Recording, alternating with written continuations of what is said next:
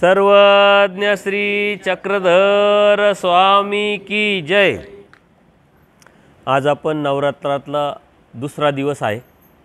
दुसऱ्या दिवसाचं हे पहिलं सत्र आपण सकाळपासून 3 ते 5 स्मरण केलं, सूत्रपाठाचं आचाराचं पारायण केलं, 100 सूत्रांचं त्याचं चिंतन केलं, व्यायाम केला, नाश्ता केला, व्यापार केला आणि आज ह्या सत्राला आपण ऐकण्यासाठी उत्सुक आहात। काल आपण बघितलं स्वामी श्री चक्रधरांनी आपल्याला जो दिलेला बोध आहे, हा बोध आपल्याला सहजासहजी नाही भेटला, देवानी सहजासहजी दिला नाही, आपल्याला सहजासहजी भेटला नाही, म्हणून त्याची किंमत ओळखणे अत्यंत गरजेचं आहे। परमेश्वराने सृष्टी निर्मितीचा जो उद्देश ठेवलेला आहे तो जीवाला आनंद देण्यासाठी, स्वतः अवताराचा उद्देश आनंद देण्यासाठी, वाडोवाडी फिरण्याचा उद्देश आनंद देण्यासाठी आणि आपल्याला बोध देण्याचा उद्देशही आनंद देण्यासाठी। म्हणजे परमेश्वराचे ह्या आनंद देण्याच्या उद्देशाव्यतिरिक्त एकही उद्देश तुम्हाला कुठेही दिसणार नाही। की चला बोर झाले, आले फिरायला, मग चालले साताऱ्याला, लागले सांगलीला, चालले डोमेग्रामला, असं परमेश्वराने कुठेही कधीही केलेलं दिसत नाही। परमेश्वर काय म्हणतात, आमचा जो भक्त आहे त्याचं उठणं बसणं सुद्धा वाया जात नाही, वाया जाणार नाही। भक्ताचं उठणं बसणं वाया जात नाही तर परमेश्वराचं उठणं बसणं बोलणं वाया जाईल का? परमेश्वराची प्रत्येक कृती, बोलणं असेल, उठणं असेल, बसणं असेल, प्रत्येक कृती असेल, ही हेतुविन नाही, हेतू असतो त्याच्यात। कितीतरी अशा लीळा आहे की आपल्या विचाराच्या आकलन क्षमतेच्या बाहेरच्या आहे, आपण ते समजू शकत नाही त्याचा हेतू काय त्या लीळेचा। परंतु ते परमेश्वर सर्वज्ञ असल्यामुळं कोणत्या जीवाची कधी केव्हा कुठं कणव, योग्यता, पात्रता हे त्या देवालाच माहिती। आणि म्हणून येनकेन प्रकारे ह्या जीवाला कसं ज्ञान देता येईल, बोध देता येईल, त्यागावर आणता येईल आणि आनंद देता येईल याचाच परमेश्वर विचार करत असतात। येनकेन प्रकारे कंटिन्यू ते चालू असतं, त्याच्यामध्ये कुठेही खंड नाही, अखंडितपणे नित्यपणे सारे परमेश्वराचं कार्य चालू असतं। तेही एकाच सृष्टीत नाही, अनंत सृष्ट्या गेल्या, अनंत जन्मात हे कार्य सतत चालू असतं। आता परमेश्वराला आपल्याला आनंद द्यायचा आहे आणि आपल्याला सुद्धा आनंद घ्यायचा, कारण आपल्याला आता थोडंफार समजलं। नुसतं समजलंच नाही तर संसारातून त्रस पण निर्माण झाला आपल्याला। संसार काय हे आपल्याला माहीत झालं आता, किती पटाटे आणि किती फटके। त्यामुळे आपल्याला सुद्धा आता आनंद घेण्याची इच्छा निर्माण झालेली, उत्सुकता निर्माण झालेली। ती इच्छा, ती प्रवृत्ती, ती उत्सुकता निर्माण झाली तर मग लगेच आनंद देईल का परमेश्वर? आणि आनंद भेटेल का? परमेश्वर तर आनंद द्यायला बसलेले, लगेच द्यायची इच्छा आहे। परंतु कोणत्या गोष्टीची परीक्षा असते, कोणत्या गोष्टीची सिस्टम असते, कोणत्या गोष्टीची एक पद्धत असते। त्या पद्धतीच्या व्यतिरिक्त कोणाला काही भेटत नाही, कोणाला काही देता येत नाही, कोणाला काही घेता येत।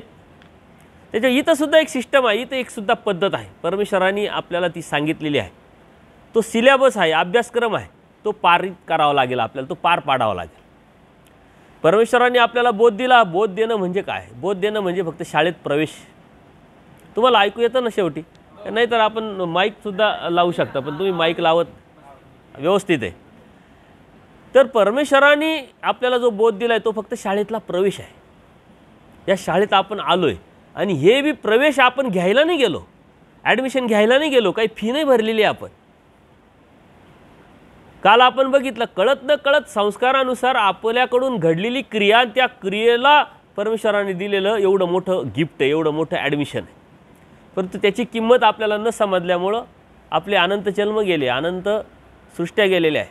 आणि नुसतेच गेल्या नाही आहे, दुःखात गेलेल्या आहे, नरकात गेलेल्या आहे, अत्यंत त्रासात गेलेल्या आहे। याची जाणीव जेव्हा आपल्याला होईल ना तेव्हा आपण सिरियस होतो। एखाद्या व्यक्तीचा आपल्याला चुकीचा अनुभव आला का तीच व्यक्ती जेव्हा पुढच्या भविष्यात आपल्याकडे येते, आपल्या समोर येते, तेव्हा आपण सावध होतो त्याच्या बाबतीत। नको, आता याचा अनुभव वाईट आलेला आहे आपल्याला आणि ह्या वाईट अनुभवामुळं परत आपण अनुभव घेण्याची इच्छा नाही। मग त्याला कर्मराटीमध्ये काय म्हणतो, तोंड पोळलं तर आपण काय करतो, ताकही म्हणले फुकून प्यायला पाहिजे। किती सावध आहे कर्मराटीमध्ये। पण दैवराटीमध्ये हे ताक फुकून आपण पितच नाही, आपण बिंदास झालेलो आहे। आपण देवाला गरज आहे, देवाला कळकळ आहे, देवाला प्रवृत्ती आहे आणि देवाला आनंद द्यायचा आहे, बघू करू, यावरती आपण काल चिंतन केलं। आता हे करत असताना आपल्याला अशी कोणती परीक्षा द्यावा लागेल, त्यावरती कसं चालावं लागेल? बरं, आता एखाद्याला मुलाला IAS व्हायचं आहे, IPS व्हायचं आहे, कलेक्टर व्हायचं आहे, डॉक्टर व्हायचं आहे, लगेच होईल का? तो लगेच त्याला डॉक्टर होता येईल का? की बाबा ही 24 वय झालं आहे आता, देऊन टाका डिग्री. असं होत नसतं. त्याला त्या सिस्टममधून जावं लागेल. पहिलीत ॲडमिशन घेतलं, मग दुसरीत गेला, ग्रॅज्युएट झाला, ग्रॅज्युएटनंतर मग सायन्सचं काय जो बी कोर्स असेल तो करील, MBBS BA MS काय त्याचं ॲडमिशन आहे ते घेईल. ती परीक्षा पास केल्यानंतरसुद्धा त्याला प्रॅक्टिस करावं लागेल. ती प्रॅक्टिस करता करता त्याच्यामध्ये कॉन्फिडन्स येईल. मग तो डॉक्टर की मग क्लिनिक टाकील, क्लिनिकमध्ये प्रॅक्टिस झाली मग तो हॉस्पिटलमध्ये प्रॅक्टिस करील, हॉस्पिटल टाकील. कोणतीही आध्यात्मिक प्रगतीच्या अगोदर आपण भौतिक प्रगतीचा जर विचार केला, तुम्ही इथपर्यंत पोहोचले, आज ज्या पोझिशनला तुम्ही आहे, ज्या अवस्थेला तुम्ही आहे, डायरेक्ट कोणीच आलेलं नाही आहे. एखाद्या खूप मोठ्या श्रीमंत बापाचा मुलगा जरी असला ना, तर त्यालासुद्धा ते टिकवायला त्या प्रोसेसमधूनच जावं लागतं. त्याला ते सांभाळायलासुद्धा त्या प्रोसेसमधूनच जावं लागतं. बाकी आपण मध्यमवर्गीय कष्टातून तर पर्यायच नाही, कष्टातूनच यावं लागतं. म्हणजे पहिले मिळवायसाठी कष्ट करायचे, मग सांभाळण्यासाठी कष्ट करायचे, मग टिकवण्यासाठी कष्ट करायचे. हे किती दिवसात करायचं? 100 वर्षाचं शत, कलियुगी शत, 100 वर्षाचं आयुष्य 50 वर्षात झोपेत गेले. राहिलेले 5-25 वर्ष आपले करिअर, अभ्यास याच्यात गेले, बालपण. आणि राहिलेल्या 25 ते बी 100 वर्ष जगलो तर राहिलेल्या 25 वर्षामध्ये मग सांसारिक जबाबदाऱ्या, मुलं बाळं लहानशे मोठे करणं, त्यांचे शिक्षण, घरं बांधणं, इस्टेटी करणं, राहतं कुठं आपल्या हातामध्ये? काहीच आपल्या हातामध्ये काहीच नाही राहत. परंतु तरीही परमेश्वराने दिलेली जी मोठी संधी, त्या संधीचं सोनं जर आपल्याला करायचं असेल आणि ह्या दुःखातून आपल्याला बाहेर पडायचं असेल, तर परमेश्वराने दिलेली जी संधी आहे ती समजून घ्यावं लागेल, जाणून घ्यावं लागेल. ती जाणून घेण्याची इच्छा आहे आपल्याला, प्रवृत्ती आहे आपल्याला, परंतु आपल्यामध्ये न्यूनगंड आहे, भीती आहे, एक गैरसमज आहे, एक संभ्रमावस्था आहे. हे आपल्यासाठी नव्हे. काल आपण बघितलं, चिंतन केलं की आपण ज्यावेळेस अध्यात्म करतो किंवा अध्यात्म घेतो किंवा घेतलं, स्वीकारलं, हे करण्याचा उद्देश आपला परमेश्वर प्राप्तीचा नव्हता, दृष्टपर होता. पहिले हे भेटावं, ते भेटावं, ते भेटावं, आणि ते मिळतंय म्हणून आपण धर्मात टिकलोसुद्धा. जर यदा कदाचित जर मिळालं नसतं तर आपण यदा कदा धर्मावर राहू, टिकू याचीसुद्धा गॅरंटी नाही. ना अशा अनेक लोक आजूबाजूला आपल्याला दिसतात, उपदेशी होते, परंतु इच्छित जे अभिलाषा आहे, दृष्टपर हेतू आहे, ते पूर्ण नाही झाले. ते विकल्पाला गेले, दुसऱ्या देवीदेवतेची भक्ती करायला लागले, कर्मकांड करायला लागले. किंवा असे कितीतरी लोक आहे की जे उपदेश घेऊन दैवराटीत येऊन बोध होऊन धार्मिकता करतात, परंतु इच्छित उद्देश सफल करण्यासाठी, साध्य करण्यासाठी मिश्र भक्ती करतात. हे बी करतात, तेही करतात, व्यभिचार करतात. हा जो विकल्प आहे, हा विकल्प आपल्या नाशाला कारण, आपल्या सृष्टी शून्यतेला कारण आहे. हे काल आपण बघितलं, याचं चिंतन केलं.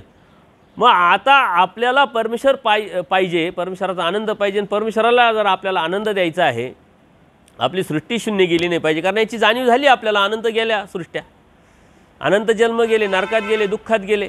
आता नको, आता नको. जेव्हा निर्माण होईल विचारधारा, तुमचा हेतू, तर त्यावेळेस मात्र काय करायचा हा प्रश्न येईल ना. एक रस्ता बंद झाला तर दुसरे रस्ते आपल्याला ओपन करावं लागते, आणि ते रस्ते शोधावं लागते. आणि मग परमेश्वराने सांगितलं, त्यागाशिवाय तर परमेश्वर प्राप्ती होऊ शकत नाही, आनंद होऊ शकत नाही. मग तो त्याग कोणता करायचा? लगेच करायचा का? लगेच कपडे बदलले, दीक्षा घेतली, लगेच आचरण करायला लागलो, लगेच देव भेटला, असं आहे काय? असं कधीच होत. काल रात्री आपण चिंतन केलं की लहान मुलगा आहे, तो लगेच रांगायला, लगेच पळायला, चालायला लागत नाही. त्याची बी अवस्था असते, त्याची बी स्टेप असते. तो पहिले उलटं पालटं पडतो, मग रांगतो, मग चालतो, धडपडतो, मग चालायला लागतो, मग घरात चालतो, मग गल्लीत चालतो, मग शहरामध्ये, शाळेमध्ये, गावात चालायला लागतो. तुम्हीसुद्धा त्याच अवस्थेतून आलो आहे, मी त्याच अवस्थेतून आलेलो आहे. डायरेक्ट कोणीच कधीच काहीच होत नाही. तसं अध्यात्मसुद्धा डायरेक्ट कधीच कोणाला भेटत नाही, भेटूच शकत नाही, की तसा अधिकारच नाही आहे. बाईसांना प्रेम भेटलं मग काय डायरेक्ट भेटलं का? महादाईसा म्हणते की 3-3 दिवस तुम्ही अनंत ब्रह्मांडांचे नायक शक्तियुक्त परमेश्वर 3-3 दिवस बाईसांकडून अपमान घेऊन तुरंत थांबत होते आणि तिला प्रेम देत होते. असं काय घडलं होतं तिच्याकडून? असं काय तिने जोडलं होतं? मग देव स्वतः सांगतात की पूर्वजन्मामध्ये तिने परमेश्वर अवताराचं सेवा केली होती. त्या अवताराची सेवा केल्यामुळं तिला घरी जाऊन संबंध द्यावा लागला म्हटलं.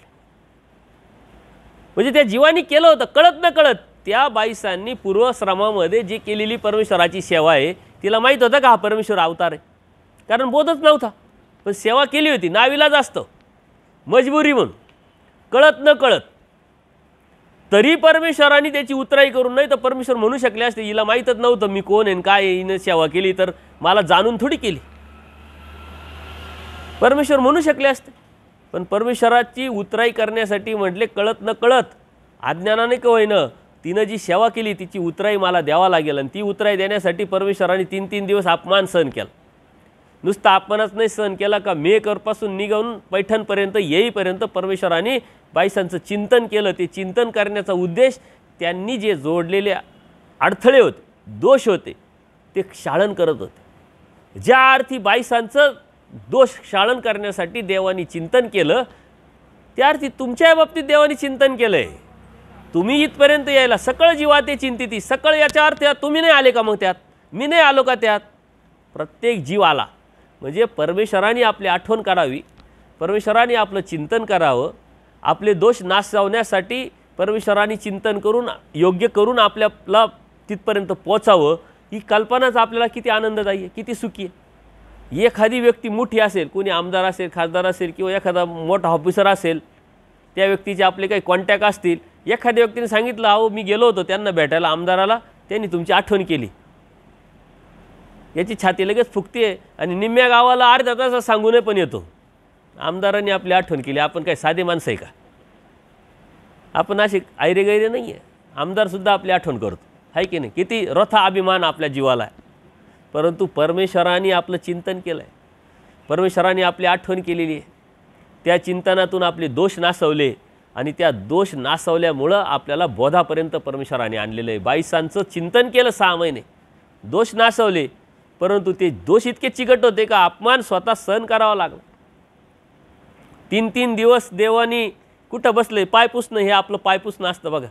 आपण तरी टाकू का कोणाला, तो तर सेन्स आहे. त्या तर कोण होत्या, आचार्य होत्या, परंतु संस्कार, मीपणा, अहंता ही माणसाची जात नाही. आणि ही महंता, ही अहंता, ही अहंकार हा कुठं असतो, त्रिगुणात्मक देवतेच्या ज्ञानात असतो. बघा बाईसा कोण होत्या, आचार्य होत्या ना, एका पंथाच्या आचार्य होत्या. याचा अर्थ त्रिगुणात्मक देवतेची ज्ञानी असेल. आचार्य म्हणजे काय, आचार्य पदापर्यंत बाईसा आपोआप गेल्या होत्या का. पूजनीय माईम भट 18 पुराण, वेद, भास्कर शास्त्र सारं ज्ञान होतं. अहंकार किती होता, ज्ञान आल्यावर अहंकार यायला पाहिजे का जायला पाहिजे. पण त्रिगुणात्मक देवतेच्या ज्ञानामध्ये अहंकार असतो. इकडं मात्र परमेश्वर काय म्हणतात, अहंता सकळही उपटावी म्हटले, मग शांतीचे रोप लावावे. ही अहंता सकळ उपटून टाका म्हटले तुम्ही. आणि ही जाते ज्यावेळी दैवराहटीत येतात तुमच्यामध्ये आपोआपच नम्रता निर्माण होते, एक छोटंपण निर्माण होतं. परमेश्वराच्या प्रती, परमेश्वराच्या परिवाराच्या प्रती आपलं एक प्रेम निर्माण होतं. बघा आपण कुठं गावाला चाललो, एसटीत चाललो, रस्त्याने चाललो, प्रवास करतो, एखादा उपदेशी आपल्याला भेटला, तो कुठला काय ओळख नाही पाळख नाही, पण आपल्याला त्याच्याविषयी किती प्रेम वाटतं, आपलेपणा वाटतं. ती जाणीव जर तुमची असेल तर, बोथट महानुभव असेल तर काय उपयोगाचे नाही, त्याला काहीच कोणाच्या विषयी काहीच वाटत नाही. हा स्वामी श्री चक्रांचा परिवार आहे, कोणाची काय अधिकार आहे सांगता येत नाही. परमेश्वर म्हणतात भक्ताची थोरी मीच जाणे, कोणाचा काय अधिकार आहे सांगू शकत नाही, मी सांगू शकत नाही तुमच्यातला कोणाचा काय अधिकार आहे, कोणीच सांगू शकत नाही कोणाला. आणि कोणत्या अधिकाराने कोण कुठं जाईल हे बी सांगता येत नाही. म्हणून प्रत्येकाविषयी आपल्या मनामध्ये एक आदर, एक प्रेम, एक आपलेपण निर्माण झालं पाहिजे. का तर स्वामी श्री चक्रांचा परिवार आहे. आणि स्वामी श्री चक्रांचा परिवार का, त्या परमेश्वराने चिंतन करून त्याचे दोष नासून इथपर्यंत त्याला आणलेलं आहे. म्हणजे माझ्या इतकं, माझ्या व्यतिरिक्त, माझ्यापेक्षा जास्त चिंतन यदा कदाचित त्याचं परमेश्वराने केलेलं असावं. हे आपले पण जेव्हा निर्माण होईल ना, तेव्हा परमेश्वराच्या योग्य रस्त्यावरती तुम्ही आहे. आपले पण निर्माण झालं पाहिजे. पूजनीय माईम भटांनी अपमान नव्हता केला का देवाला. जेव्हा पहिला प्रश्न केला संस्कृतीत छेद होईल असं काय आहे का, म्हणले हे मग हे रूप कशाला घेतलं, म्हणले विनाकारण बसले काय तुम्ही. पूजनीय माईम म्हटले, पण देवानी काय मग त्याच्यावर लगेच प्रतिक्रिया दिली का, काहीच नाही, गप्प बसले. बाईसांना मधी केलं, म्हणले काय म्हणताय, बाईसांच्या माहीतच नाही. बाईसा म्हणताय देव ब्राह्मण भाग्याचा आहे, तुमचं दर्शन झालं. अहो म्हटले मी काय म्हणतो, तुम्ही काय म्हणता, हा काय म्हणतो. म्हणले काय, मग बाईसा भानावर आल्या. आणि मग जेव्हा सांगितलं तेव्हा पट्टा सुरू झाला बाईसांचा. हा पट्टा सुरू करण्याचं काम काय होतं? त्याचे दोष, त्याचे अडथळे नासवायचे होते. देवाने रागवणं ही सुद्धा खूप मोठी कृपा आहे. त्या रागवण्या इतपत त्या योग्यतेचं आहे. आपण कोणावर रागवत नाही ना, आपला जो आहे आपलेपणा ज्याच्यामध्ये आहे त्याच्यावरती आपण रागवतो, त्याला अधिकाराने सांगतो, त्याला समजावतो, त्याच्यावरती चिडतो. कोणावरती चिडतो का? नाही चिड. परमेश्वर या जीवाला येनकेन प्रकारे बोधापर्यंत नुसते नेत नाही तर प्राप्तीपर्यंत न्यायचं आहे परमेश्वराला. कारण प्राप्तीचं सुद्धा परमेश्वराचं ध्येय आहे, प्राप्तीचं सुद्धा परमेश्वराचाच कड आहे, प्राप्तीचं सुद्धा परमेश्वराचीच वासना आहे, वृत्ती आहे, प्रवृत्ती आहे, लक्षात घे. पण मधली कड कोणाची आहे? जीवांची आहे. आद्यंती दैव मध्य पुरुष. जी मधली कड मग आपल्याला करायला जेव्हा सुरुवात करायची आहे तर डायरेक्ट तर होत नाही. मग करायचं काय? आपण ज्या अवस्थेत आहोत, ज्या ठिकाणी आहोत, ज्या स्थितीत आहोत, तिथं धर्म समजून उमजून जाणून आचार्य योग्यता, विचार्य दृढता. सकाळी बघितलं आपण काही सूत्र की जे आपण इथंही ह्या अवस्थेत करू शकतो. आणि जर यदा कदाचित आचाराच्या बाजूने तुम्ही विचार केला असेल इथून मागे आणि तो विचार करून तुम्ही तुमच्या कृतीमध्ये आणण्याचा प्रयत्न केला असेल, तेव्हा तुमचे विचार दृढ होतील. या आचाराच्या बाजूने जेव्हा तुम्ही सुरुवात केली असेल, ती सुरुवात केल्यानंतर केलेली क्रिया ती स्वीकारात पडली असेल आणि ती स्वीकारात पडली तर माणसामध्ये बदल होत असतो. आपण क्रिया तर खूप केल्या, क्रिया खूप करतोय, परंतु त्या क्रिया केल्याच्या नंतर जर स्वीकारात पडल्या तर तुमच्यामध्ये बदल होतोय. तुम्ही 35 वर्षे, 20 वर्षे, 40 वर्षे उपदेश घेतलाय पण तुमच्यात बदल झालेला नसेल तर तुम्ही 20 वर्षे आपोआपच काढलेलं नाही आहे. त्याच्यामध्ये तुम्ही कितीतरी क्रिया केलेल्या आहे. मग स्मरणाची क्रिया असेल, स्थानाची क्रिया असेल, अन्नदानाची क्रिया असेल, अनेक क्रिया केल्या, पण तुमच्यात बदल जर नसेल तर त्या क्रियेचा स्वीकार झालेला नाही आहे. स्वीकार न होण्याच्या पाठीमागं कारण काय? का तुमचा अहेतुकपणा तुमच्या मनामध्ये निर्माणच झालेला नाही. तुम्हाला समजलंच नाही आहे धर्म काय, तत्त्व काय, सिद्धांत काय, कशासाठी देवाने मला बोध दिलेला आहे, कशासाठी परमेश्वराने अवतार घेतलेला आहे, कशासाठी सृष्टी निर्माण केलेली आहे, हे तुम्हाला माहीत नाही, अजून नॉलेज नाही आहे. आणि ते मिळाल्यानंतर जेव्हा अहेतुक भाव निर्माण होतो, क्रिया निर्माण होते, ती क्रिया स्वीकारात पडते, तेव्हा परमेश्वराचं कार्य चालू होऊन जातं. परमेश्वराचं कार्य तुमच्या नंतर चालू होतं, आपल्या क्रियेनंतर. परमेश्वर काय म्हणतात? मी नाथ आहे, पण आठ काय आहे? जीवाने अनाथ झालं पाहिजे. मी वज्रपंजरू आहे, पण आठ काय आहे? जीवाने शरणागत झालं पाहिजे. आठी आहे का नाही? मी सहाय्य करेन, पण आठ काय आहे? जीवाने प्रयत्न केला पाहिजे. प्रयत्न करी दैवाचे सहाय्य. आटी शर्ती लागू केलेल्या आहे परमेश्वर. जर आटी शर्ती जीवासाठी परमेश्वराने लागू केलेल्या आहे तर त्या आटी शर्तीवरती मात करायचं काम कोणाचं आहे? आपलं आहे. आणि त्या अटी शर्ती आपल्याला माहीत नाही मात्र. म्हणून त्या अटी शर्ती मात केल्यानंतरच मग आपल्याला पुढं जे बी आहे ते भेटत असतं. पहिले आपल्याला करावं लागतं, मग परमेश्वर देत असतो. श्रीकृष्ण महाराज ज्या वेळेस पांडव आहे कुठं आहे? अरण्यात गेलेले वनवासामध्ये. आणि वनवासामध्ये गेल्यानंतर 5 पांडव आणि द्रौपदी.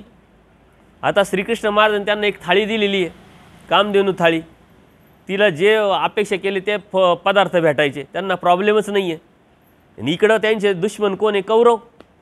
त्या कौरवांनी काय केलं? कोणता ऋषी आहे त्यांना सांगितलं का जा पांडवांकड. देवल ऋषी, दुर्वास ऋषी. त्या दुर्वास ऋषीला सांगितलं की आमचे बांधव जंगलात आहे, अडचणीत आहे, संकटात आहे, त्यांना दर्शन द्या, तेवढं त्यांचं काहीतरी कर्म नासेल. विचार वेगळा होता, सांगितलं वेगळं, केलं वेगळं. परंतु गेल्यानंतर संकटात पडली द्रौपदी, परंतु निष्ठा होती, भाव होता. समर्थवादावरची निष्ठा म्हटली जा तुम्ही स्नान करून या, तोपर्यंत तयारी करते. तयारी केली. काय तयारी करणार द्रौपदी? कारण जेवण बिवण करून थाळी तर उलटी करून ठेवली होती. आता करायचं काय? हजारो ऋषी आले, त्यांना जीव घालायचं काय? केलं काय? श्रीकृष्ण महाराजांचा धावा केला ना. आपण हे संकट काळात धावा करतो, पण आपले संकट कोणते असतात? भौतिक जगाचे, सुखाचे, संसाराचे. परमेश्वर व्हावा याचं संकट आपल्याला कधीच नाही आहे, ते निर्माणच होत नाही आहे. द्रौपदीने धावा केला, श्रीकृष्ण महाराज आले. आता ते सर्व तुम्हाला माहिती आहे. आता हे संकटात साह्य व्हावं म्हणून श्रीकृष्ण महाराज आले. श्रीकृष्ण महाराज म्हणतात मला भूक लागली, खाऊ.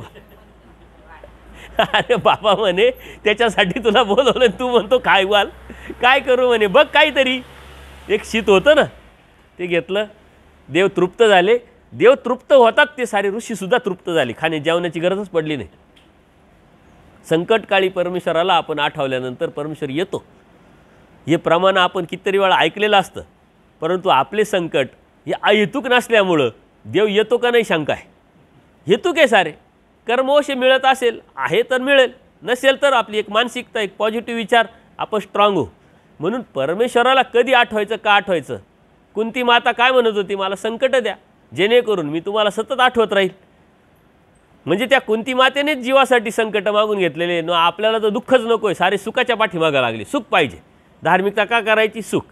उपदेश का घेतला, सुख. विडे का ठेवायचे, सुख. क्रिया का करायची, सुख. पारायण का करायचं, सुख. आणि देव म्हणतात तुम्हाला आनंद द्यायचा आहे, निरतिशय सुख, तो आनंद. दुःख सुख विरहित जे आनंद आहे तो आनंद द्यायचा आहे. सुख तर दुःख सुख मिश्रित आहे, आज आहे तर उद्या नाही, परवा आहे तर तेरवा नाही आहे. तर ह्या ज्या गोष्टी ह्या आपण समजून घेतल्या म्हणजे आपल्याला काय करायचं आहे, आपल्याला आचार करायचा. आणि तुमच्या मनामध्ये काय मानसिकता आहे का आचाराचा ना आपला काय संबंध.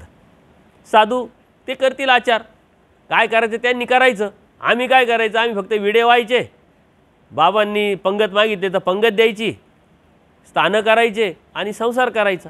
आचाराचा आपला काही संबंध नाही, पण आचार तुम्हाला करावा लागतो. केला तुम्ही, देवदेवतेची भक्ती सोडली, आचाराचे त्याग केला, आचाराचे स्मरण करताय, आचारच आहे. कर्मकांड विधी अंधश्रद्धेतून जर बाहेर पडले असतील तर तो आचारच आहे. मग हा आचार परमेश्वराच्या दैवराटीमध्ये आपल्याला फक्त टिकवतो. त्या दैवराटीमध्ये आपल्याला परिपक्व जर व्हायचं असेल, परमेश्वरापर्यंत जायचं असेल, तर आपल्याला परमेश्वरांनी श्रीमुखी सांगितलेला आचार करावा लागेल. असा कितीतरी आचार आहे का तो आपण करू शकतो आणि त्याची सवय आपल्याला या सांसारिक जीवनामध्येच लावावं लागेल. मग आपण ते केल्यानंतर करू, ते केल्यानंतर करू असं होत नाही. 18 वर्ष झालं का मग तुला डायरेक्ट 10वीत घालू आणि नंतर मग पास झाला का मग 11वीत, असं जातं काय, जमतं काय. चला ग्रॅज्युएशनला किती वर्ष लागतात, 21 वर्ष. 21 वर्ष झाली का डायरेक्ट कलेक्टरची एक्झाम, जमतं आहे का, नाही जमत. त्याला स्टेप बाय स्टेपच जावं लागेल. म्हणून तुम्हाला आज ह्या मिनिटाला या अवस्थेत काय करावं लागेल, आचार करावा लागेल. आणि तो आचारचे जे सूत्र जर तुम्ही अभ्यासले, संग्रह केला तर तुमच्या लक्षात येईल. आणि ते आचार करायला एकदा सुरुवात झाली तुमची का तुम्हाला एक वेगळी प्रचिती, एक वेगळे अनुभव, एक वेगळी अनुभूती येईल तुम्हाला. आपला धर्म प्रचिती धर्म आहे, पण प्रचिती म्हणतात ती अजून तुम्ही अनुभवलेलीच नाही आहे, ती अनुभूतीलाच आलेली नाही आहे. प्रचिती ही आचाराशी निगडीत आहे, त्यागाशी निगडीत आहे. आपण म्हणतो काय प्रचिती, हो मला भूक लागली होती, हा पदार्थ खायची सवय, घरी गेलो तीच भाजी, काय प्रचिती. ही प्रचिती नाही आहे, ही अप्रचिती आहे. हे तर संकट आहे. प्रचिती परमेश्वराच्या प्राप्तीची, परमेश्वराच्या अनुभूतीची, परमेश्वराच्या जाणण्याची, जाणीवेची ही प्रचिती असते. त्याच्यामुळे ती प्रचिती घ्यायला तुम्हाला त्याग करावा लागेल आणि आचार करावा लागेल. असा कितीतरी आचार आहे का जो तुम्ही करू शकता, तुम्हीसुद्धा सांगू शकता. तुम्ही आता सूत्रपट वाचताय, अभ्यास करताय, एखादा कोणी आज सांगू शकतो का मग मी ह्या मिनिटाला 2 वर्षापासून का 4 वर्षापासून का आजपासून का उद्यापासून का कालपासून असा असा आचार करतोय. सांगा बरं एखादा कोणी, काय करता तुम्ही.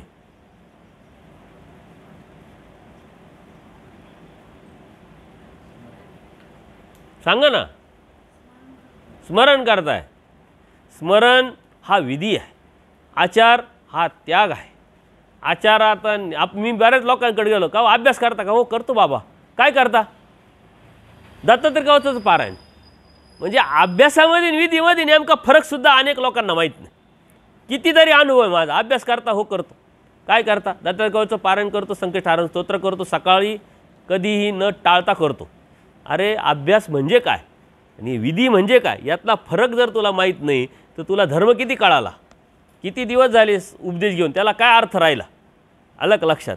स्मरण आपण करतोय तर तो आपल्याला परमेश्वराने दिलेला विधी, नामे वेद, नामे बोध, नामे साई, नामे प्राप्ती. आचार हा त्यागाशी निगडीत विषय आहे. मी हे करतो होतो, हे करायला मला जेव्हा धर्म कळाला, धर्म समजला, मी करायला बंद केला, हा आचार आहे. आणि जेव्हा तुम्ही करायला सुरुवात करा तेव्हा परमेश्वराला प्रसन्नता निर्माण होते.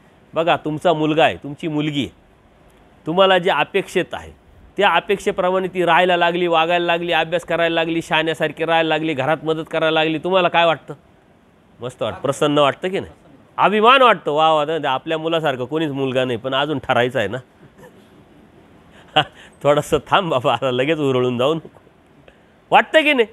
परमेश्वराने सांगितलेला आचार जेव्हा आपण करायला लागू कोणाला प्रसन्नता वाटेल, कोणाला अभिमान वाटेल? परमेश्वर काय म्हणतात, मी निराभिमान आहे, पण आपल्याला लागेच अभिमान. परमेश्वर निराभिमान आहे का काय? कोणाचा अभिमान, कशाचा अभिमान? परंतु जो आपला आहे, जो आपल्यासाठी करणार आहे, जो उठणार आहे, बसणार आहे, त्याचा मात्र अभिमान आहे.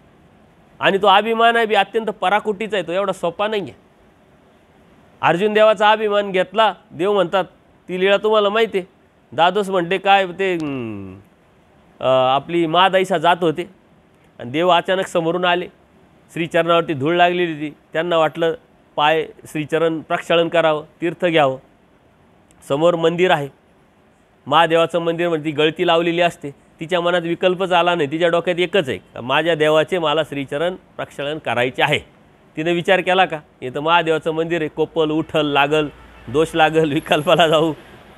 परमेश्वरासाठी काल मी एक सूत्र सांगितलं होतं, उद्धव देवाचं. उद्धव देवानी आज्ञाभंग, परमेश्वरासाठी आज्ञाभंग केला, मग काय दोष लागला का म्हटले.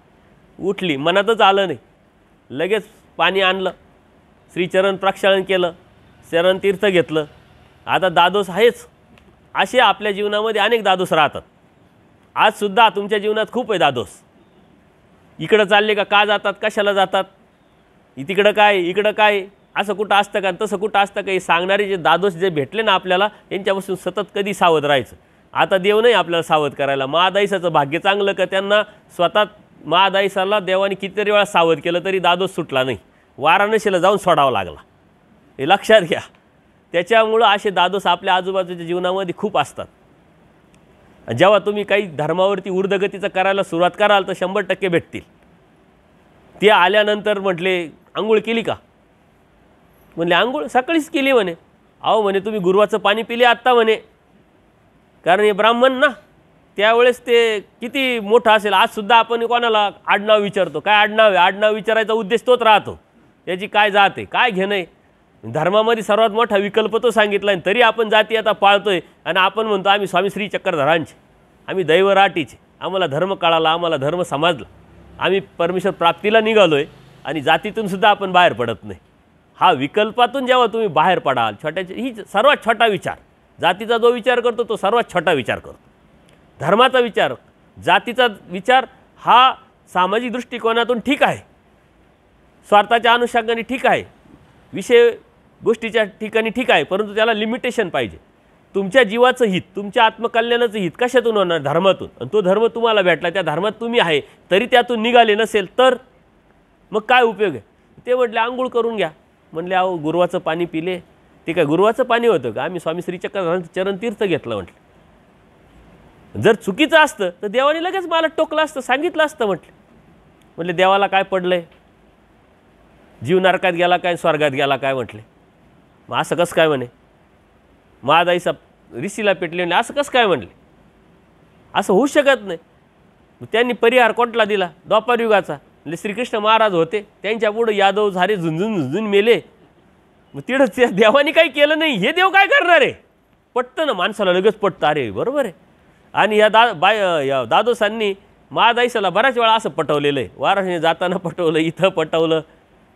सर्वसामान्य जो माणूस आहे ना, तो असा विचार करतो, तो लगेच पटतो.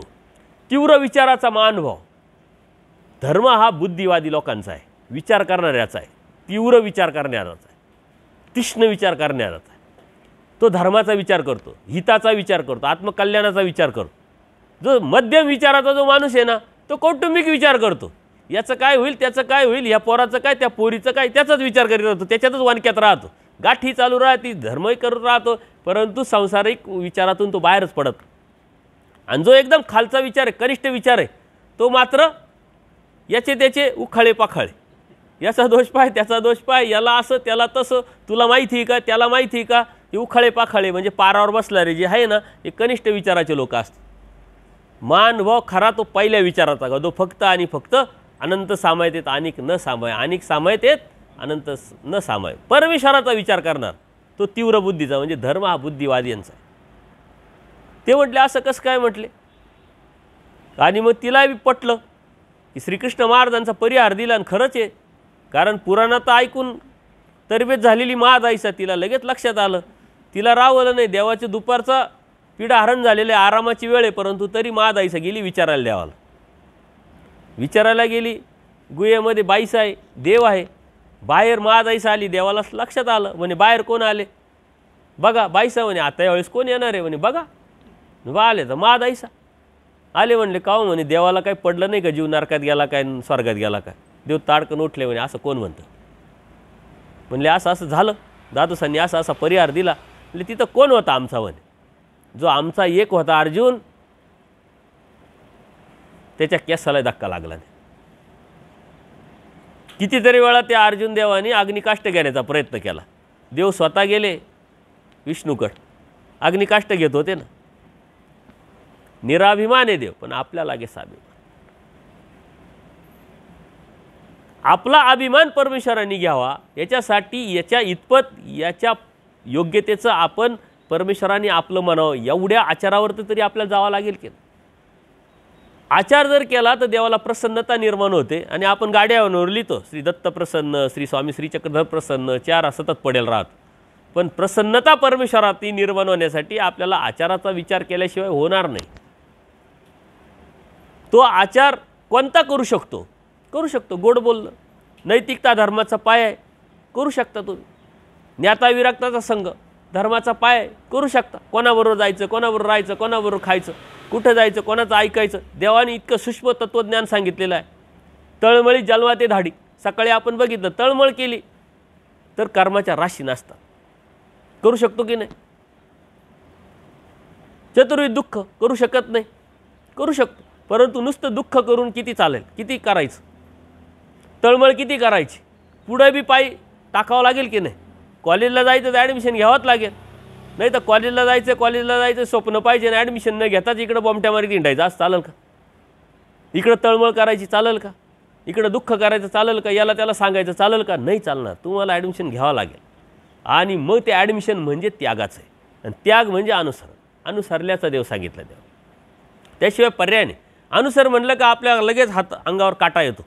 नको बाबा ती गोष्ट काढू नका. बाकी सर्व व्यवस्थित चालू आहे, आमचं मस्त चालू आहे. परंतु अनुसरण हे आपल्या हिताचं आहे, आपल्या कल्याणाचं आहे. ते भीतीदायक नाही आहे, ते दुःखदायक नाही आहे. त्याच्याशिवाय तुम्हाला दुसरा पर्याय पण नाही आहे. परंतु त्याच्यासाठी लागेल मॅनेजमेंट, नियोजन. आणि ते नियोजन करण्यासाठी तुम्हाला अभ्यासातून असं काय करता येऊ शकतं ते शोधावं लागेल. परमेश्वराने प्रत्येक जीवासाठी संधी उपलब्ध करून दिलेली आहे. प्रत्येक जीवासाठी. बघा वर्गामध्ये 100 विद्यार्थी असतात आहे की नाही. त्या 100 विद्यार्थ्यांना सारखाच अभ्यास असतो, सिलेबस.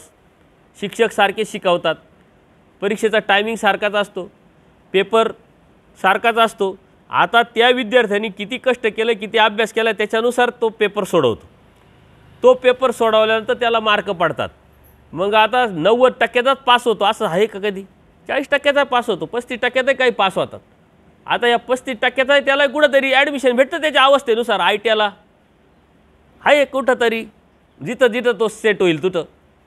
याचा अर्थ परमेश्वराने सर्वांसाठी व्यवस्था केलेली आहे. पण ती आपल्याला शोधावं लागेल की माझ्यासाठी व्यवस्था कोणती. माझ्यासाठी मुक्ती परमेश्वरची प्राप्ती करण्यासाठी कुठून आपल्याला जावं लागेल. पूजनीय माईंबाटांना तर अत्यंत सोपा विषय दिला. ते दास्यमोचक म्हटले. देवाचं दास्य करा तुम्ही मुक्तीला जाल. ऐकाय डोक्याला ताण. आणि पूजनीय माईंबाटांनी ते स्वीकारलं. पण बोधाच्या अगोदर किती मोठा अहंकार होता, परंतु बोध झाला. किती नम्रता आली. रुद्रपूरला गेल्यानंतर जे त्यांनी देव दाखवला, त्या देव दाखवलेला कोण होता.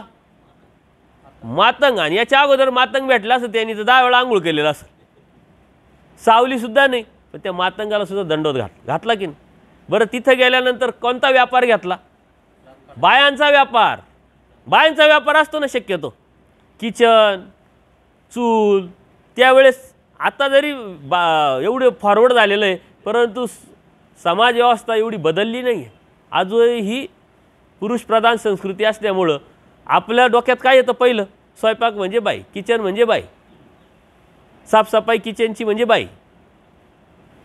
आपल्या डोक्यात येतं का नाही. त्यावेळेस पूजनीय माईम भट 18 पुराण वेद भास्कर शास्त्र एवढे विद्वान पंडित त्यांनी व्यापार कोणता घेतला, नम्रता किती आली, बदलले किती. आपण बदलायला तयार होत नाही. आणि हा बदल कशातून झाला, स्वीकारातून झाला. परमेश्वराच्या ठिकाणी केलेल्या क्रियेचा स्वीकार झाला आहे म्हणून बदल झाला आहे. तुम्हाला आज लगेच वाटेल लगेच बदल करू चला, परंतु थोडा वेळ वाटेल. ते स्मशान वैराग्य. तो कायमचा जर बदल असेल तर क्रियेचा स्वीकाराशिवाय होत नाही. म्हणून पूजनीय माईम भट एवढे असताना सुद्धा त्यांनी जो बदल करून घेतला तसा बदल आपल्याला करून घ्यावा लागेल. आणि तो बदल आपल्याला परमेश्वरापर्यंत घेऊन जात असतो. प्लॅनिंग केलं. पूजनीय माईम भटांनी प्लॅनिंग नाही केलं का, भरपूर प्लॅनिंग केलं. इथं स्वामी श्री चक्रधर त्यांना भेटले, उभयदृश्य अवतार. परंतु त्यांना वाटलं की बाबा इथं अनुसरलो तर त्रास होईल, प्रॉब्लेम येईल, रुद्रपूरला जाऊ. गोविंदप्रभू बाबांची त्यांची तर पहिली भेटच नाही अगोदर. पण स्वामी श्री चक्रधर सांगितलं तिथं बी अवतार आहे एक, त्या अवताराकडे गेले. प्लॅनिंग केलं की नाही. बरं तिथं गेले तर गेले, व्यापार केला, त्या व्यापारातून पैसा मिळवला, त्या पैशातून धर्माची सेवा केली, गोविंदप्रभू बाबांची सेवा केली. आणि गोविंदप्रभू बाबांची सेवा करून दूरदृष्टी ठेवून त्यावेळेस पूजनीय माईम भटांनी राजमठ आपल्या धर्मासाठी विकत घेतलेला आहे. त्यावेळेस दूरदृष्टिकोन किती आहे. नियोजन केलं की नाही तसं तुम्हाला नियोजन करावं लागेल. नियोजनाशिवाय काहीच नाही. जी भीती आहे, न्यूनगंड आहे ते त्यासाठी काढण्यासाठी तुम्हाला प्लॅनिंग करावं लागेल. त्यागाशिवाय पर्याय नाही. आणि हे परमेश्वर प्राप्तीच्या रस्त्यावर जेव्हा आपण निघालो आहे, ह्या रस्त्यावर जात असताना आपल्याला कोणाची तरी प्रेरणा पण घ्यावं लागेल, मार्गदर्शन घ्यावं लागेल. मग ही प्रेरणा आणि मार्गदर्शन घ्यायचं कोणाचं. पूजनीय माईम भटांची प्रेरणा, आचार्यांची प्रेरणा, महादायसांची प्रेरणा, औसांची प्रेरणा, गुणात्मक जे भक्त परमेश्वरांनी दिलेले आपल्याला सांगितलेले लीळाचरित्रामध्ये त्यांच्याकडून आपलं त्यांचं जीवनचरित्र जर आपण अभ्यासलं तर आपल्याला प्रेरणा भेटते. आणि त्यांना आलेल्या अडचणीवरती त्यांनी कशी मात केली, त्या अडथळ्यावरती कसा त्यांनी उपाय शोधला, हे त्यातून शिकून मग आपण आपल्या जीवनात उतरवलं तर आपल्याला परमेश्वरापर्यंत जाता येईल. आपल्याला सक्सेस स्टोऱ्या पाहिजे. आपल्याकडं काय निगेटिव्ह विचारधारा जास्त आहे. कारण अनादि अविद्ययुक्त मतित्रय आपल्याला नकारात्मक माणसं समोर येतात. आणि जे अपयशी आहे त्यांच्या स्टोऱ्या आपल्यापर्यंत. आपल्याला सक्सेस स्टोरी पाहिजे. पेपरमध्ये कोणाचे नाव छापून येतं का, सक्सेस स्टोरी. जो सक्सेस झाला आहे तो. ऑलिम्पिकला कितीतरी खेळाडू जातात, पण ज्याने मिडल आलं त्याचा उदय होतो, ज्याला मिडल आलं त्याला बक्षीस भेटतं, त्याचा सत्कार होतो. सत्कार कोणाचा होतो, कुती गेले याला महत्त्व नाही आहे. जो जिता वही सिकंदर. इथं जिंकण्यासाठी जर परमेश्वरांनी तुम्हाला बोध दिला आहे, धर्मात आले आणि तुम्हाला परमेश्वर प्राप्तीसाठी तुम्ही प्रयत्न करताय, असा कोण जीव आहे का मग मला परमेश्वर नको असा म्हणणारा एक तरी मानव असेल का, ज्याला आई कळत नाही तरी तो म्हणतो मग देव पाहिजे मला. असा कोणीतरी म्हण नाही देव नको मला, चाललंय मस्त मजेत, टेन्शन नाही, देव पाहिजे. परंतु देव मिळवण्यासाठी काय करायला पाहिजे हे मात्र समजून घ्यायचं नाही, प्लॅनिंग करायचं नाही, कसं चालेल. त्याच्यामुळं आचार्य असेल, पूजनीय माईम भट असेल, प्लॅनिंग केलं. ती निर्णय क्षमता तुम्हाला निर्माण करावं लागेल. आचार्य जे आहे पूर्वश्रमीचं त्यांचं जीवनचरित्र बघितलं तर आपल्या लक्षात येतं का किती वाईट संस्कार होते.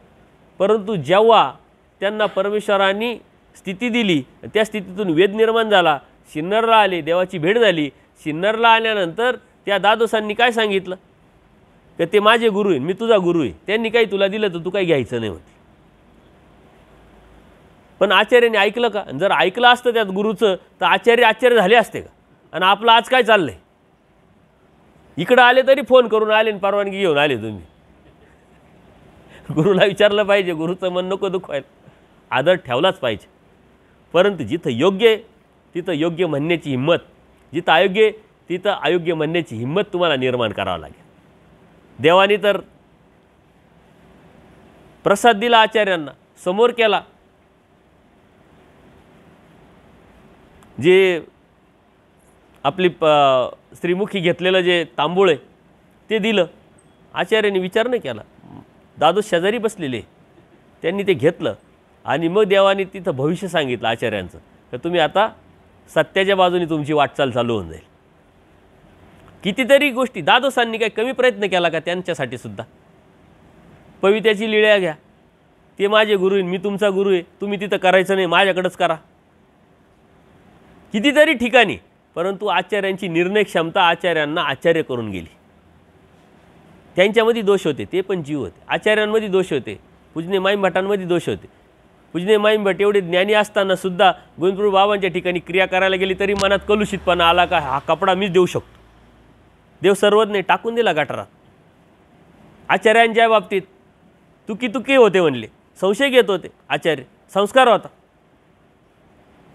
त्या अन्य साधूच्या गुफेमध्ये देव जाऊन बसले होते. हे पाहायला गेले तर त्यांना वाटतं आतमध्ये कोण आहे, कारण एक स्त्री बाहेर उभी होती. मग देव म्हटला तुम्ही आता तुम्ही आत्तापर्यंत तुम्ही संशय घेता, आता इथून फेडितो म्हटले. तुम्हाला येत नाही तर आचार्यांच्या मनात आलं का मी जर नसेल तर यांचं काय होईल. देवाने लगे आदेश दिला, निघा इथून.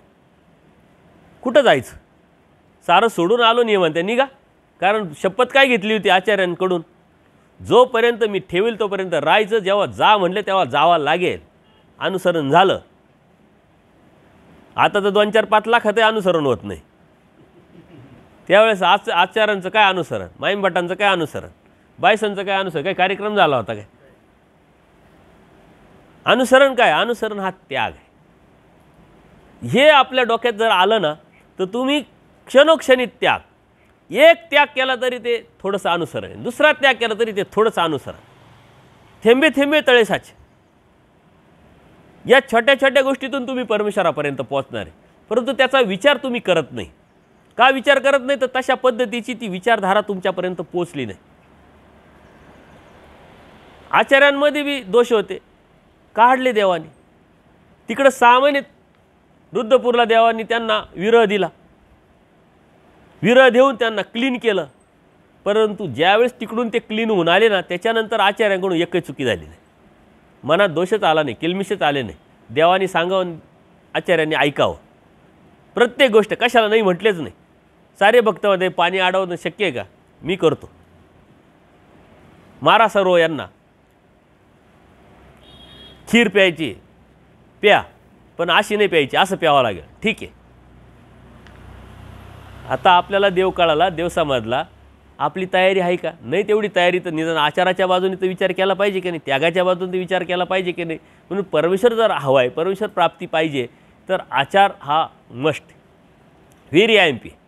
आणि कोणता करायचा ही स्वतंत्रता मात्र तुमची आहे. कशातून उद्धरून जायचं ही स्वतंत्रता तुमची आहे.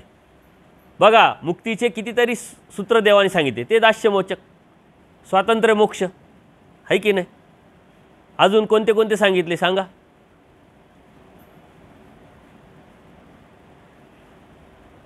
स्वभाव प्रकटित जीव मुंचे सांगा.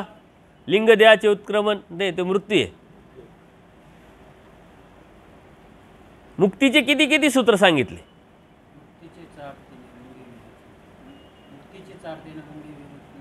नाही नाही नाही नाही हा ते ठीक आहे. मुक्तीची चाड ज्याला आहे त्याने मुंगीचं वाईट चिंतनाचं नाही, बरोबर आहे. परंतु मुक्ती कशातून होईल अशी किती सूत्र आहे बघा. 3-4 तर मीच सांगितले तुम्हाला. दास्यमोचक, ज्ञानमोचक, स्वातंत्र्य मोक्ष, लिंगपाते मोक्ष, स्वभाव प्रकटित मुंच. झाले का नाही, 5-7 झाले. शोधा अजून. याच्यात कुठं बसता बघा. तुम्ही विचारच केलेला नाही आहे. देव मिळवायचा, मुक्तीला जायचा याचा विचारच केला नाही तुम्ही. तुमच्या डोक्यात एकच आहे, सांसारिक सुख उपभोगायचे. सारं झालं आणि मग जमलं तर मग कपडे बदलायचे. ते बी जमलं तर टेन्शन नाही. आणि कपडे असे बदलायचे का कुठं जायचं, कुठं जमल, कुठं सारी सोय होईल. कितीतरी लोक इथं आश्रम पाहायला आले. आश्रम कशाला पाहायला आले, सोयरीक करायची काय. मला आश्चर्य वाटतं, अचानक आले का हो, कशाला आले, नाही आश्रम पाहायचा होता. मग ते 4 ठिकाणी आश्रम पाहून आलेले. आश्रम पाहायला आला असं म्हटला का समजायचं की याला अनुसरायचं डोक्यात आहे, परंतु कुठं व्यवस्थित सोय होईल या विचाराने तो आलेला आहे. म्हणजे परमेश्वर प्राप्तीला निघालोय, तिथं सुद्धा सुख पाहतोय. हा परमेश्वर काय म्हणतात, सुख साधने देव न पविजन आहे. सुख साधनाने देव मिळू शकत नाही. जसं आहे तसं ॲडजस्ट, जसं आहे तसं. कारण देव मिळवायला निघाली. सर्वात मोठी लढाई तुम्हाला करायची आहे, त्याच्यासाठी निघाले. आणि तुम्ही छोट्या छोट्या गोष्टीचा विचार करताय, कपड्याचा विचार करताय. देव म्हणता काय चिंदी बिंदीचं घेऊन बसले तुम्ही. हे यस ना परमेश्वर, याचं काय घेऊन बसले. खाण्याचा विचार करताय, झोपण्याचा विचार करताय, माझी व्यवस्था होईल का नाही, म्हातारपणात गोळ्या भेटतील का नाही, आता मरतं चांग देव म्हणतात. मरायला दीक्षा घ्यायची, मरायला आश्रमात जायचं आहे, जगायला नाही यायचं. दीक्षा हेच मरण आहे, अनुसरण हेच मरण आहे. समाज आपल्यासाठी मेला ना आपण समाजासाठी मेलो. समाजात राहायचं तर समाजाचे संकेत पाळावं लागतात, संग्रह पाळावा लागतो. परंतु तू बाह्य अंगाने, ही ज्याला जमलं तीच साधना आहे. आणि ही तुम्ही वासनिक दशेत असताना जर प्रॅक्टिस केली तर तुमच्यासाठी अनुसरण आणि परमेश्वर प्राप्ती कोणत्याही प्रकारची अवघड विषय नाही. सर्वात मोठं जरी आव्हान असलं तरी ते आव्हान मात्र तुम्ही सहज पेलू शकता. फक्त शोधणी करावं लागेल, जाणून घ्यावं लागेल. परमेश्वर म्हणतात मला याची काय अपेक्षा नाही. प्रापंचिक गोष्टीतून आपण परमेश्वर प्राप्तीच्या अनुषंगाने प्रयत्न करतोय, पण याची काय अपेक्षा नाही. एक जन्म द्या म्हटले. आता जन्म देणं म्हणजे काय? परमेश्वराने वचनातून उत्तरं दिलेले आपल्याला, पण ते शोधायला वेळ कुठे आहे आपल्याला? वचनातून उत्तर दिलेले कोण सांगेल, सांगता येईल का? ते तर आहेच. अनेक जण अनंत जन्म वाया गेले म्हटले, एका जन्माचं काय घेऊन बसले? मेळीये जन्म दिला, मुळीये जन्म दिला, शिवनिया दिला, सगळीकडे असे दिले. एक जन्म येत दिजो का मा काय होईल ते पाहिजो. चॅलेंज करता, आव्हान करता देव की अरे किती जरी जन्म तू गेले दिले हे मी सांगतोय तुला, पण एक जन्म येत दिजो, मग पाय तू काय होईल पाय. आपण सांगतो, चॅलेंज करतो ना, अरे तू ये रे फक्त, बघ काय तू नाव घेशील माझं. हां, हे कोणी सांगितलं? हां, मग तुमचं तर गेलं, मग आटपला कार्यक्रम तुमचा. हां, पूर्ण जन्म काय आणि हाफ जन्म काय असा राहतो का काही पाऊण जन्म? हे तर तुमच्या डोक्यातून निघालं पाहिजे. जन्म देणं म्हणजे काय? जन्म देणं तुमच्या डोक्यात सांगितलंय 12व्या वर्षानंतर तुम्ही अनुसरले आणि तो जन्म विकार विकल्पा व्यतिरिक्त दिला तो त्याला जन्म देणं म्हणतात. आणि तोच मग परमेश्वर प्राप्त होईल. आणि मग तुम्ही कशाला अनुसरताय? मी कशाला अनुसरलो, हे कशाला अनुसरले? हे तर त्यागातून आले सारे संसार करून. हां, आचार्य कशाला अनुसरले? आचार्य तर त्यागातून आले होते ना, त्यांनी संसार केला होता की नाही? त्यांचं वय किती होतं? किती वर्षात ते घडवले मडवले आणि किती वर्षात परमेश्वराला प्राप्त झाले? माईम भटांचं घ्या, त्यागीच आहे ना. तुमच्या डोक्यात हे जे घुसवलं आहे ना, याला काही प्रमाण नाही. जन्म देणं म्हणजे काय? तुम्हाला एक व्याख्या परमेश्वराने सांगतो, ती सांगितली ना, तुमचे डोक्यात सारे उघडे होऊन जातील, उघडे होऊन जातील. जन्म देणं म्हणजे काय? दाशीच्या दृष्टांतातून परमेश्वराने सांगितलेलं आहे, देवाने सांगितलं आहे. दाशीचा दृष्टांत ते आता एकदम परफेक्ट शब्दात सांगायचं म्हटलं की मग तुम्हाला जन्म देणं हे लक्षात येईल. तुमचं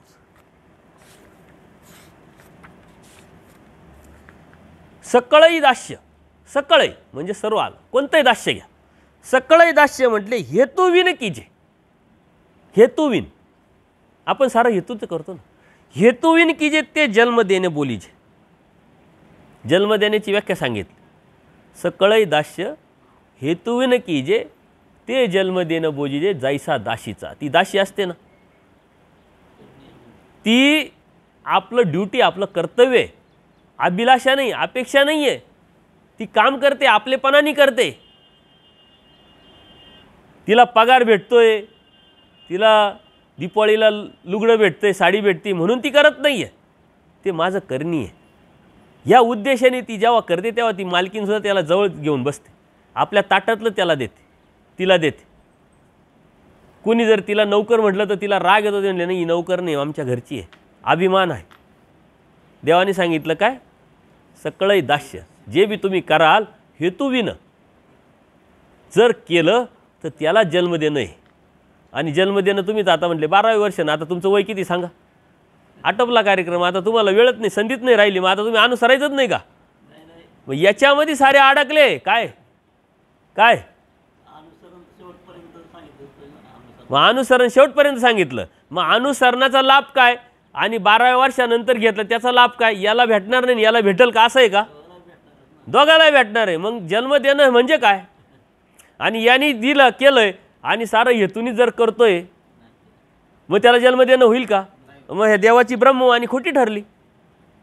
देव स्पष्ट सांगतात ब्रह्मवाणी की नाही, हे लक्षात घ्या. ते दास्य मोचक सांगितलं पूजनीय माईम भटांना. आणि ते दास्य कसं करावं म्हणजे जन्म दिल्यासारखं होईल आणि ते जन्म परमेश्वर स्वीकारतात. दशीची धरिली पुरी शेवटी शेवटी हात एक मोडला तर दुसरा हात मोडतो का आपण? देव म्हणतात मृत्यू शेवटी पडले माझं चिंतन केलं तरी प्राप्त होणार आहे.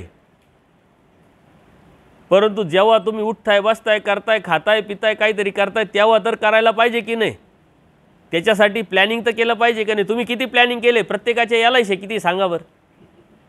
कोटीच्या 50 लाखाच्या 25 लाखाच्या. आणि या पॉलिशा भेटणार कोणाला? आपण मेल्यानंतर कुटुंबाला. किती नियोजन आहे कुटुंबाचं? पोराचं नियोजन, पोरीचं नियोजन, घर पाहिजे, गाडी पाहिजे, पॉलिसी पाहिजे, सर्व पाहिजे. आत्मकल्याणासाठी काय केलं? आत्महितासाठी काय केलं? काय प्लॅनिंग काय केलं तुमच्याकडे? काहीच प्लॅनिंग नाही. नाही करू बाबा, एक प्लॉट घेतलाय आता बांधकाम करू, आश्रम बांधू. हे पोरांनी हुसकून दिलं का मग तिकडे जाऊन बसू. आश्रम पाहण्यासाठी जातो. कशासाठी पाहण्यासाठी जायचं? व्यवस्था. मला आश्चर्य वाटतं. या आश्रमात गेलो, त्या आश्रमात गेलो, त्या आश्रमात गेलो, सर्व 8-8 दिवस घेऊन अनुभव, नंतर ठरवलं. एक जण आला म्हणे 5-6 आश्रम पाहिले, कुठंच जमलं नाही बाबा. काय करू काय करू म्हणलं, घरालाच आश्रम बनव आता. मग काय करतो? तुला जमवायचं आहे काय? परमेश्वर प्राप्ती जमवायची आहे का सुख जमवायचे? यातून जेव्हा आपण बाहेर पडू तेव्हा लक्षात येईल या ज्या गोष्टी आहे हेतुविन, हेतूच्या व्यतिरिक्त आपली धार्मिकता आपण आजपर्यंत केली नाही, पण हेतुविन करणं ते दास्य, ते जन्म देणं. हे करणीय मला करावं लागेल, हे मी केल्याशिवाय पर्यायच नाही मला. आता अनंत जन्म गेले, अनंत सृष्ट्या गेल्या. त्याच्यासाठी त्याग, त्यासाठी अनुसरण. आणि या अनुसरणाची सुरुवात कुठून होते माहिती आहे? कुठून होते? मी अनुसरेल या म्हणण्यापासून होते. परमेश्वर आता होईल का नाही होईल, हाव तर धर, इच्छा तर ठेव, मी करेन, मी करणार आहे, मला करायचं आहे, याच्याशिवाय पर्याय नाही. हे करणीय आहे माझं, हे कर्तव्य आहे, ड्युटी आहे. हे म्हणणं म्हणजे करायला सुरुवात करणं. आणि त्याची सुरुवात कुठून होते? अनुसरणाचा विडा ठेवण्यापासून, संकल्प सोडण्यापासून. देवा मी तुझा होईन, माझ्या साऱ्या जबाबदाऱ्या पार पाडल्या, माझे अडथळे दूर केले, कमी होईल. म्हणजे पार पाडायच्या कोणी जबाबदाऱ्या? देवाने. संकट, अडीअडचणी, अडथळे कोणी पार पाडायचे? देवानी. आणि मग तुम्ही अनुसरणार, तसं काय देवावर उपकार करणार? परंतु ते सुद्धा देवाला अपेक्षित आहे, ते सुद्धा देवाला मान्य आहे. परंतु ते सुद्धा करायची हिंमत आपल्यात जर येत नसेल तर आजपर्यंत कोणतीही क्रिया परमेश्वराच्या स्वीकारात पडली नाही. आणि म्हणून ती हिंमत नाही, म्हणून तो बदल नाही आपल्याकडे. हे लक्षात घ्या. एका सूत्रात, एका व्याख्येत परमेश्वराने तुमच्या डोक्यातलं सर्व काढलं का हेतुविन केलेली क्रिया तेच दास्य, हेतुविन केलेली दास्य हेच जन्म देणं आहे. मग किती दिलं हे सांगितलं का देवानी? 1 वर्ष, 2 वर्ष, 4 वर्ष, 58ला, 56ला, 60ला. परंतु जेव्हापर्यंत आता 56 जोपर्यंत उठतोय, बसतोय, करतोय आपण, तोपर्यंत अवस्था सांगितल्या, त्या अनुषंगाने सांगितले. जो त्या अवसर विषय तोची ब्रह्मविद्या. पण प्लॅनिंग तर करा, त्या बाजूने विचार तर करा. जर तुम्ही ह्या धर्मात नसते तर विचार तरी आला असता का मनात? का नाही? पेने काय पोरांनी जसं ठेवलं तसं खितपत पडायचं, मरायचं एकदाच.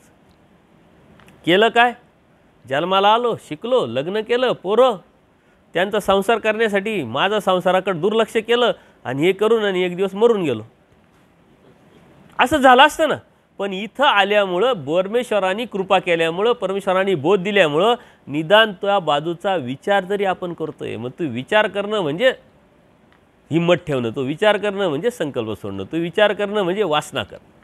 आणि या केल्यानंतर प्लॅनिंग करू शकतो. मग आचार्यांचं जीवनचरित्र, पूजनीय माई भटांचं जीवनचरित्र जर बघितलं तर त्यांना किती अडथळे आले आणि त्या अडथळ्यावर त्यांनी कसं मात केलं यावरती आपण जायचं आहे.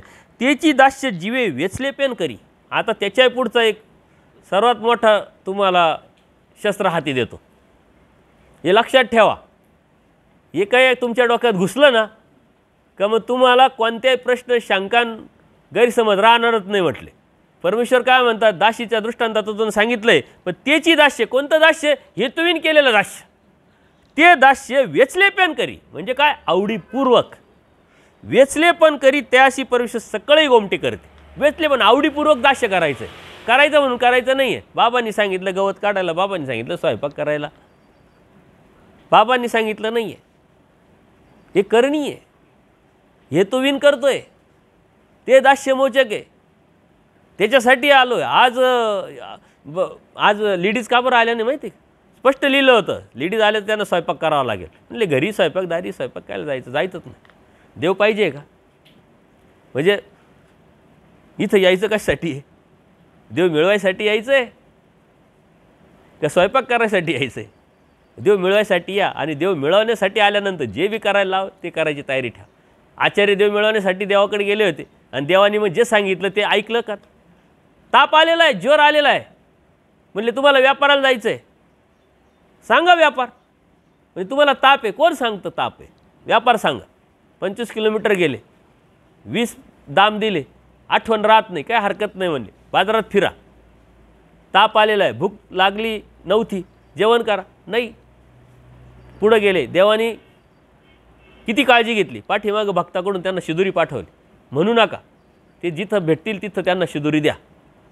गेल्यानंतर गरम झालं, वीर दिसली, आंघोळ केली, ताप कमी झाला, भूक लागली, म्हटले देव म्हटले होते आता कोण देईल? देवाने शिदुरी पाठवली.